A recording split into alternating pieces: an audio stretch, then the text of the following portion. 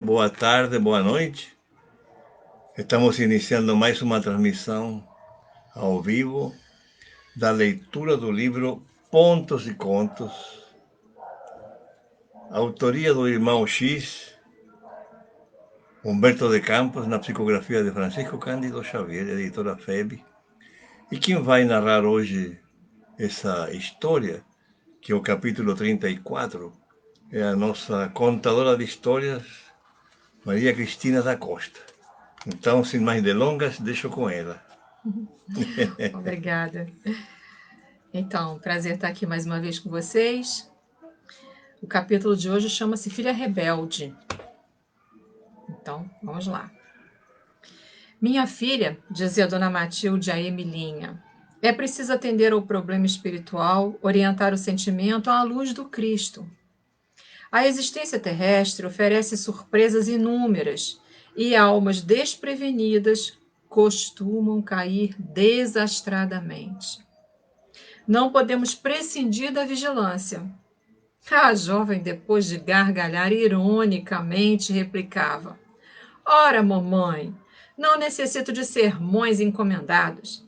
Esteja tranquila. Seus conselhos são muito antiquados.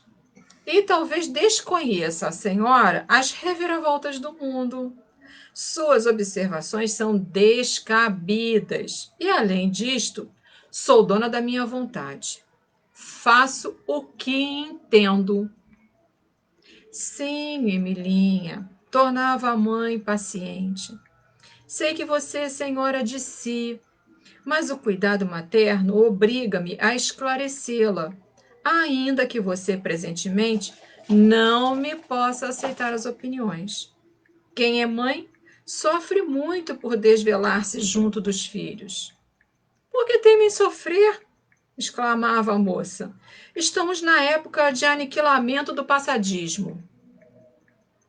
Como a senhora enxugasse os olhos em pranto, continuava rebelde. Não precisará desfiar o rosário de lágrimas. Para quê? Era assim a situação entre Dona Matilde e a moça altaneira. A generosa senhora, dedicada à servidora do Cristo, já não sabia como proceder.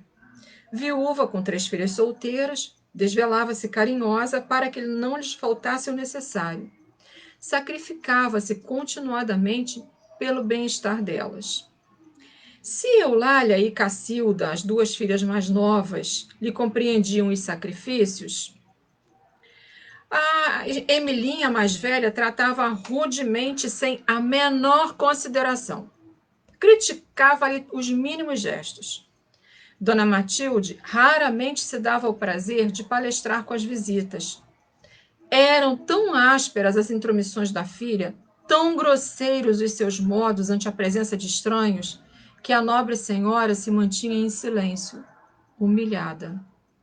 Se comentava o dever, referia-se Emilinha a conceitos modernos da vida. Se aventurava uma opinião inocente em qualquer assunto, tratava a filha de se mostrar superior.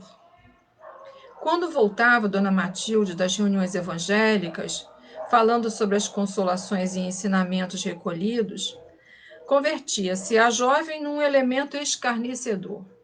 Ora, mamãe, dizia sarcástica, com quem então a senhora se consagrou à teologia? Já não fala senão em assuntos de religião. Ah, minha filha, replicava a genitora, não sorrias da verdade para que ela mais tarde não venha a sorrir de ti. Lembra-te de nossos imperiosos deveres para com Jesus. Após o riso mordaz, a filha revidava. A senhora adquiriu maneiras de sacerdote. Não concordo com suas teorias de sobrevivência e reencarnação. E lembrando enfática as revistas científicas, que costumava ler por vaidade, concluía presunçosamente: não passamos de experiência biológica da natureza no campo da racionalidade humana. O resto é ilusão, que devemos relegar ao fanatismo religioso. A viúva, a princípio, discutia e argumentava, tentando esclarecê-la com a verdade espiritual. Mas, observando que a filha cada vez se tornava mais dura, retraiu-se, pouco a pouco, dando-lhe o exemplo da própria ação e abstendo-se de muitas palavras. E Emilinha fez no mundo o que lhe pareceu melhor. Nos domínios do capricho e da irreflexão criminosa, contraindo pesados débitos e agravando responsabilidades, surda às advertências humanas. O tempo, a dor e a morte, todavia, são os cobradores da realidade. Ao influxo desse trio implacável, tanto Dona Matilde quanto as filhas foram reconduzidas à vida nova, além do túmulo. Emilinha, porém, agora afastada do grupo familiar, experimentava rudes provações em círculo de sombras. Era visitada pela mãezinha generosa, mas não conseguia sentir-lhe a presença, nem lhe ouvia a voz encorajadora, por trazer a mente absorvida por negras visões e vozes angustiadas. Anos correram quando Dona Matilde deliberou voltar à esfera carnal. A filha penitente ficaria doravante sem o seu amparo direto. Meditando a situação, a senhora implorou recursos novos.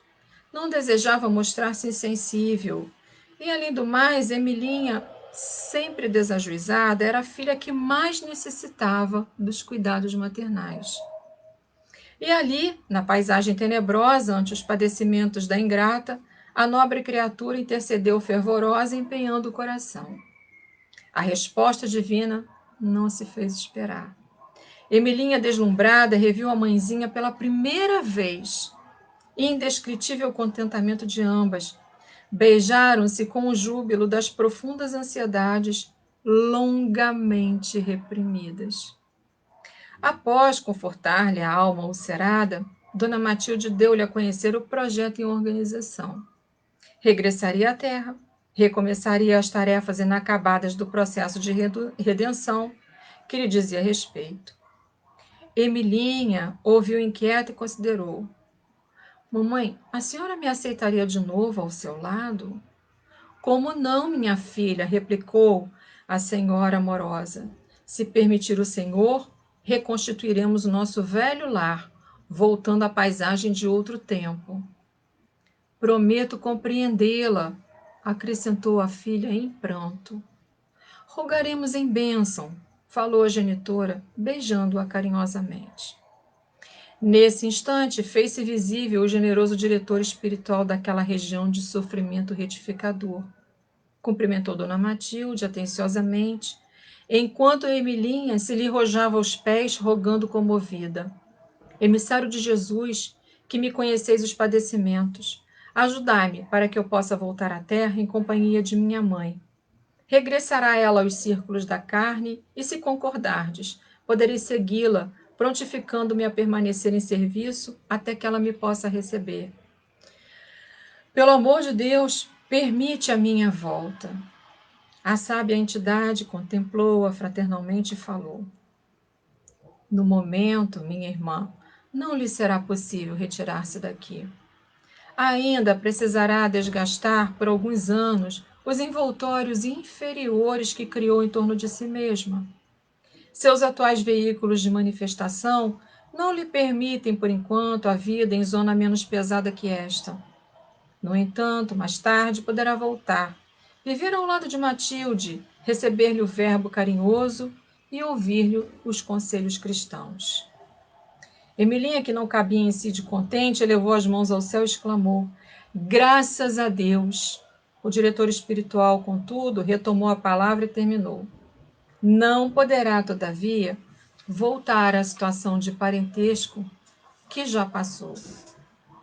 Não tem títulos de serviço prestado que a autorizem agora a regressar como filha de Matilde.